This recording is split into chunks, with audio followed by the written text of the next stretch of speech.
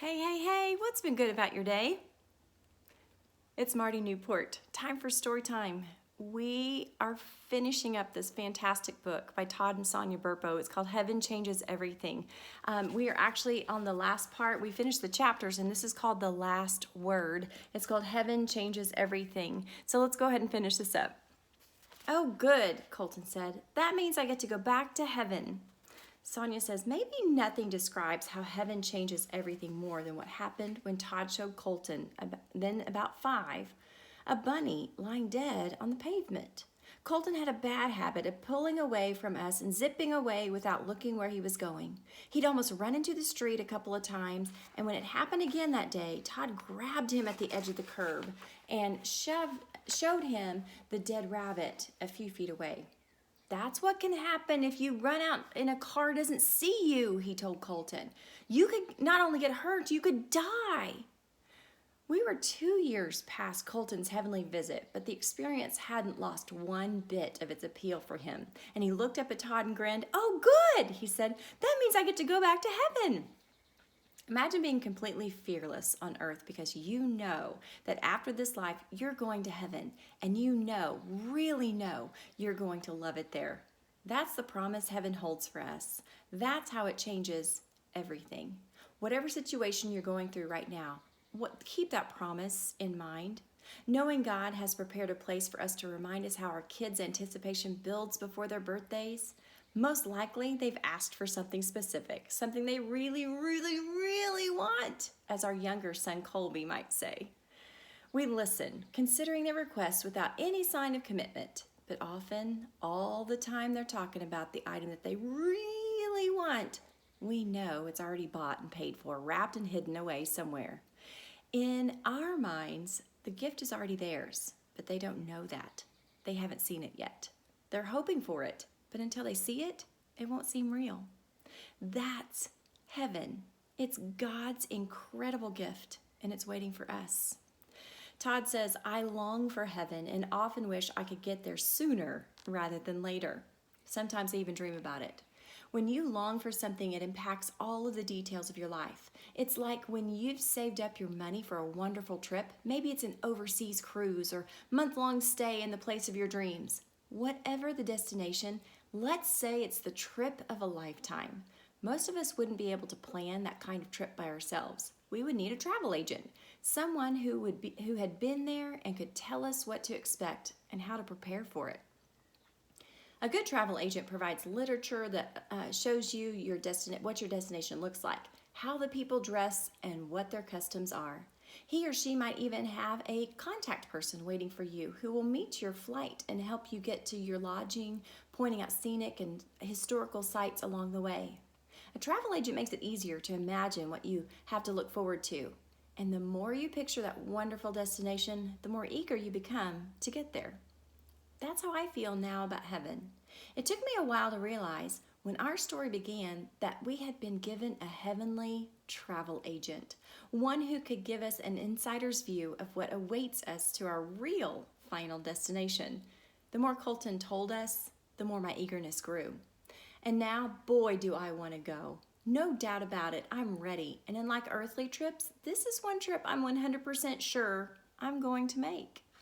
My longing for heaven saturates everything I do. It has caused my priorities to shift and help replace the worries and trials I encounter each day with thoughts of the wonderful, carefree place I'll be living in the future.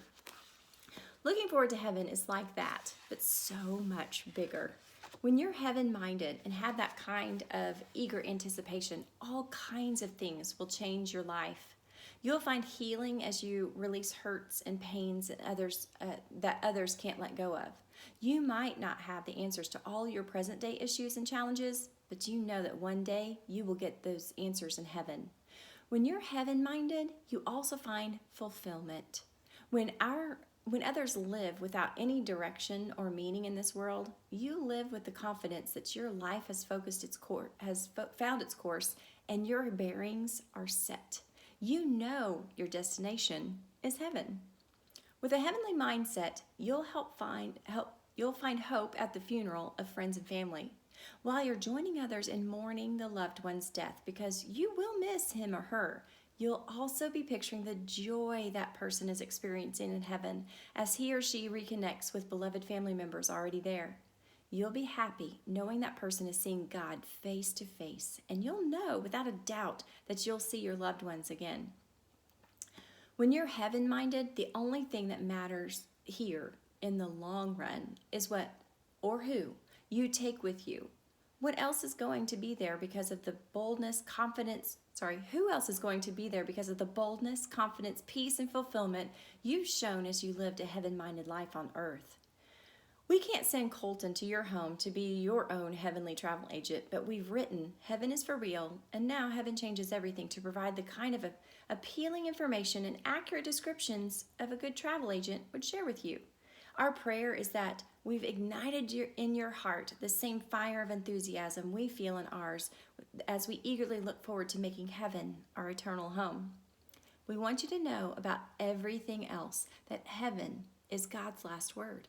Here on earth, we may define ourselves by our struggles and our failures, our problems and our fears, but if you love Jesus, those difficulties are momentary setbacks. They're not the last word. A bitter divorce, it's not the last word. Cancer, it's not the last word. Grief, if you and your dear loved ones love Jesus, grief is not the last word. For these reasons and so many others, my mind's default setting now seems to be heaven is what it's going to be like there. The images can be very powerful. Recently, I was driving somewhere when the song I Can Only Imagine by Mercy Me came on the radio, and I almost stopped the car in the middle of the highway. So strong was the image that came to me, prompted by an incident that had happened when I had first asked Colton about the song several years ago. The songwriter ponders what his reaction will be when he first meets Jesus in heaven. On that particular day, I realized my son knew the answer. I immediately went home and asked Colton about the lyrics. I don't remember exactly how I asked him, but I absolutely remember his answer. I told him I'd heard a song that tried to imagine what someone would do the first time he or she saw Jesus. Colton, then 4 years old, said, "Oh, Dad, that's easy." Then he dropped to his knees, put his forehead on the ground, and stretched his short arms out in front of him, a kneeling posture that, as far as I knew, he had never seen in any Sunday school class or church service. Then he popped back up and said earnestly, "Dad, that's exactly what you do when you see Jesus." The memory still takes my breath away. And as the potential for middle-of-the-road traffic jams, it also adds to the eagerness I feel as I anticipate my arrival in heaven. I love thinking about being so glad and so grateful to see Jesus that I spontaneously fall down on my knees before him. And I know he'll be glad to see me. In fact, he's been praying that I would join him there. He's praying you'll join him there too. Please don't disappoint him. He's waiting for you in heaven, and that changes everything. Listen to Mercy Me's song, I Can Only Imagine, and imagine yourself following Colton's lead in how you respond when you see Jesus for the first time. John 17:24 says, "Father, I want those who have given me to be with Father, I want those you have given me to be with me where I am, and to see my glory, and glory you have given me because you loved me before the creation of the world." I want to go ahead and read to you our favorite scenes. As you come to the end of Heaven Changes Everything, you may be wondering the same thing anyone else does as they close a book or leave a theater. What now? What next? What do I take away from this?